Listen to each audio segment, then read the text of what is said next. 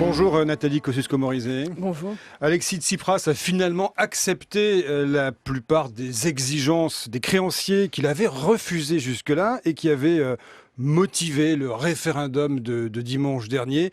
Alors, selon vous, boule de cristal, la Grèce est sauvée ? Écoutez, ça, on verra dimanche.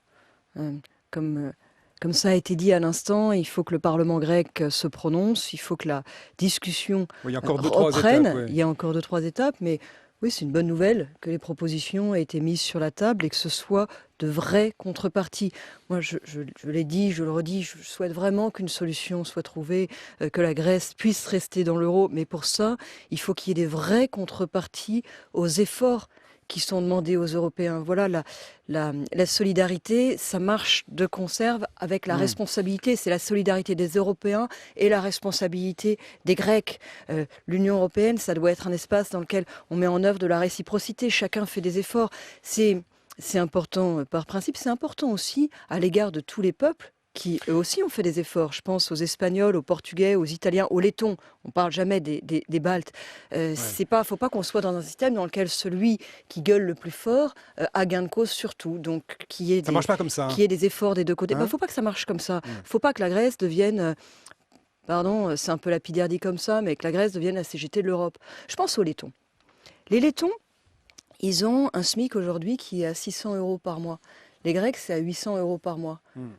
Si on faisait un nouveau geste en direction de la Grèce sans contrepartie, penseraient quoi les Lettons? Et puis de toute façon, il faut se poser la question de l'étape suivante. Aujourd'hui, ce dont on a besoin, c'est que la Grèce se reconstruise, mais qu'il se fasse des choses dans la durée. Si c'est juste un chèque, et en novembre, il y a quoi? Il y a un autre chèque. Donc je trouve que ça avance, ça a l'air d'avancer plutôt dans la bonne direction. Oui. Malheureusement pas tellement grâce à la France, mais ça a l'air d'avancer plutôt dans la bonne direction. C'est une bonne chose. On va y venir. Vous dites que la Grèce ne doit pas être la CGT de l'Europe. Vous avez l'impression que M. Tsipras a reculé au fond, qu'il a promis certaines choses et qu'il en accepte d'autres de l'autre côté? Écoutez, moi, j'ai pas envie de rentrer dans cette bataille-là. Je vois bien ce matin, maintenant, il a déposé une proposition sur la table qui, en fait, reprend pour beaucoup notamment les éléments, sur la TVA, les éléments qui lui étaient demandés avant même le référendum. Ans. Non, mais je sais bien, il y en a qui diront, écoutez, il dépose des propositions qui sont celles contre lesquelles il a fait faire un référendum. Je vois bien qu'on peut argumenter. Moi, j'ai pas tellement envie d'entrer là-dedans. Pourquoi ? Parce que je trouve qu'il faut respecter les uns et les autres dans le cadre de cette négociation, éviter de pointer du doigt derrière Tsipras, qui est quelqu'un d'assez impossible manifestement. Il y a quand même tout un peuple qui cherche à s'en sortir, qui a déjà fait des efforts. On n'est pas là pour chercher à pointer les petites responsabilités, on est là pour chercher à mettre en œuvre des grandes responsabilités. Parce que ces derniers temps, les Républicains, du moins Nicolas Sarkozy, le président des Républicains, les Républicains ont sonné un peu la charge contre Tsipras, mais également contre le pendant, Podemos, Iglesias en Espagne.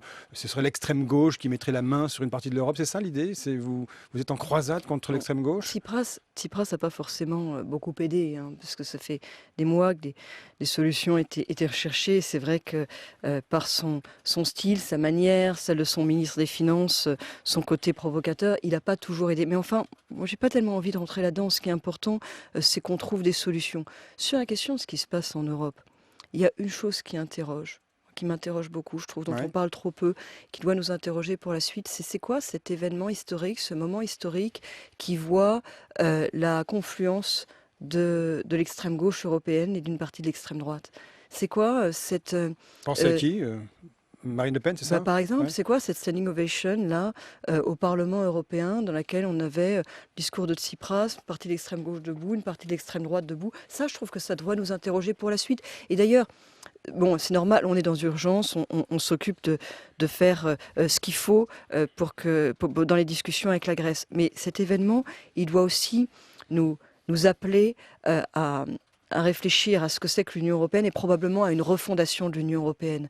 Parce que l'Union européenne, ça doit être un espace de solidarité, je le disais, mais aussi de responsabilité, de réciprocité. Qu'est-ce qui se passe aujourd'hui? On a une zone euro qui n'est pas une garantie ni de coordination des politiques économiques, ni de convergence, tout simplement. Euro fragilisé, Nathalie Kosciusko-Morizet. Écoutez, c'est pas... c'est quoi d'avoir une monnaie commune à l'intérieur de laquelle, en fait, les Mm. économies divergent durablement? On doit se poser la question de savoir pourquoi ça fonctionne pas. Ça peut pas fonctionner durablement comme ça. Et c'est pas ça qu'on a Ouais. voulu en plus. Parce que l'Union européenne, ça doit être aussi, et ça doit redevenir, si ça, pour ce que ça l'est plus, un projet politique. François Hollande a été à la hauteur de la crise, question. Écoutez, j'ai trouvé qu'il n'avait pas une ligne et un discours très lisible. Et, c'est dommage et c'est problématique hein, euh, dans un moment comme ça de grand trouble. On a besoin, on a envie d'avoir un président de la République dont on comprend le message. Pour nous autres, Mm. les Français, et puis pour le monde, je veux dire, pour l'Union européenne, pour la négociation. Je prends deux exemples. Un jour, sur le perron de l'Élysée, il dit... oui, si la Grèce sort de la zone euro, finalement, ce ne sera pas si grave. Et puis 48 heures après, son Premier ministre explique qu'économiquement, même pour la France, ce serait une catastrophe. Pareil sur la question des conditions de discussion avec la Grèce. Quand il est avec Angela Merkel, il parle de responsabilité, de nécessité d'avoir des contreparties. Et puis après, on a Manuel Valls à l'Assemblée nationale qui nous dit il faut à tout prix que la Grèce reste dans la zone euro. Tout ça, ça ne fait pas une ligne très claire. Et en période de trouble, on a envie que le président de la République donne une ligne claire. Nicolas Sarkozy, lui aussi, a évolué, hein. Il était très Grexit, et puis, au fond, il a dit négociation, in fine. Donc, tout le monde évolue, Il y a finalement. eu une position des Ouais. Républicains qui a le bénéfice d'avoir été écrit. Alors, ce qui est bien, c'est Mm. que les écrits, comme disait l'autre, ils restent. La Bon. position des Républicains, c'est que c'est mieux que la Grèce reste. On souhaite que la Grèce reste, mais ça ne se fait pas sans contrepartie. Parce que c'est l'argent des contribuables français, parce que c'est une Ouais. question de principe, et parce qu'il y a d'autres peuples européens qui eux aussi font des efforts. Bon, et Et il rendez-vous faut les respecter aussi. rendez-vous dimanche pour savoir ce qui va se produire. Ouais. On n'y est pas encore. Autre feuilleton, plus hexagonal celui-ci, Jean-Marie Le Pen qui finalement réussit à damer le pion à sa propre fille par voie de justice. Qu'est-ce que cela vous inspire? Je ne sais pas si je n'aurais pas dans notre feuilleton, je ne C'est un les aurais pas feuilleton, ça mis sur aussi. le même plan. Oui, Petit ça n'a feuilleton. rien à voir. Tout petit, c'est... Franchement, je trouve pas ça très intéressant. Hmm. Pas envie de passer des heures à le commenter. Ce que ça m'a inspiré, pour tout vous dire, moi j'ai écrit un livre sur le Front National il y a quelques années. Je m'étais Le Front intéressée, voilà, je antinational. m'étais Hmm. intéressée de près à l'histoire du Front National, des relations entre les uns et les autres, comment ça s'était construit. J'ai beaucoup travaillé sur tout ça. Et j'avais été frappée à l'époque par la grande violence des propos, et pas seulement des propos, que dans cette famille politique, on peut là vraiment parler de famille politique, on tenait à l'égard des autres, à l'égard de ceux qui étaient à l'extérieur de la famille, à l'égard de tous les autres, de l'autre. Et là, maintenant qu'ils se divisent, ben, on voit bien que la violence, elle est inhérente Hmm. à ce fonctionnement, puisque c'est entre eux qu'ils la retournent. Il y a une grande violence dans ces propos et dans toute cette manière de faire. Vous allez, vous allez signer la pétition Valeurs actuelles, Denis Tlinac, touche pas à mon église pour que les églises abandonnées ne soient pas transformées en mosquées. Votre président l'a signé, hein, Nicolas Sarkozy. Non, je ne la signerai pas. Je vais vous dire pourquoi je ne la signerai pas. Moi, je pense que c'est une erreur de transformer les églises en mosquées. Ce serait une erreur, parce qu'en fait, ça ne se fait pas. Les seules choses qui se font, c'est quoi? C'est des prêts occasionnels. euh, bon, et d'ailleurs, il faudrait pouvoir parler plus généralement du devenir de certaines églises dans des zones très très rurales qui sont plus utilisées, parce que c'est pas mieux quand une église devient une boîte de nuit ou un restaurant, hein. C'est le problème du devenir de lieux qui ont été consacrés et qui restent symboliques, forts dans la mémoire collective, et qui représentent quelque chose d'important. Mais je ne signerai pas cette pétition parce que je trouve que c'est comme un revival, un retour d'un sujet. On essaye de faire vivre, on essaye d'exciter autour de ce sujet qui n'existe pas vraiment. Le recteur de la mosquée de Paris a fait marche arrière tout de Oui, il a suite. reculé. Oui. Il y a eu des explications qui ont été Daniel données ici et là. Beauvais-Clerc, oui. C'est pas un sujet d'une immense actualité. C'est pas une question qui se pose tous les jours le matin aux Français. C'est pas Votre vrai. président l'a Et signé. donc Hein. pourquoi le faire revivre? Pourquoi aller chercher à cliver? Pourquoi aller chercher à en faire un sujet alors que ça n'en est pas vraiment un? J'ajoute une deuxième chose, c'est que, vous savez,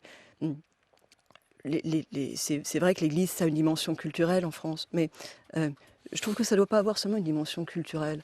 En fait, parfois, on a envie de dire, mais tous ces gens qui nous parlent de civilisation à propos de l'Église, est-ce qu'ils rentrent vraiment dans les églises? Je vais vous faire une confidence, moi je rentre dans les églises.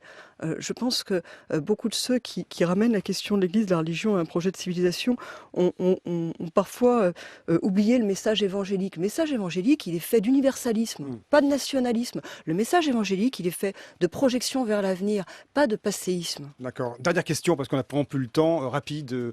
Vous avez votre maillot de bain sur vous? Je vous dis ça parce que... Vraiment, Jean-François qui dit, vous serez passé de sujet en sujet Ouais. avec... Je reconnais que c'est un peu osé. Des liens, là, particulièrement pourris ce matin, je dois vous le dire. Pourri, Il est temps que vous repartiez en vacances. Il faut que je parte en vacances. J'ai mon maillot dans ma valise, là. On est content pour vous. Vous allez vous baigner dans la Seine. C'est un débat à Paris, ça. Apparemment, c'est pour 2024. Écoutez, non, je ne le recommande pas d'ailleurs, parce que l'agence Moi, je l'ai fait, régionale... L'agence régionale de de santé. santé. Il y a 10 ans. Ouais. Alors on comprend des choses. Non, l'agence régionale de santé ne le recommande pas, Jean-François Aquili. Je vais vous dire, j'ai vu cette promesse de Madame Hidalgo de dire qu'on allait se baigner dans la Seine dans quelques années. On peut aussi promettre de faire... Non, mais c'est formidable. Si ça pouvait se faire, tant mieux. On peut aussi promettre de faire du water polo dans le canal Saint-Martin en 2050.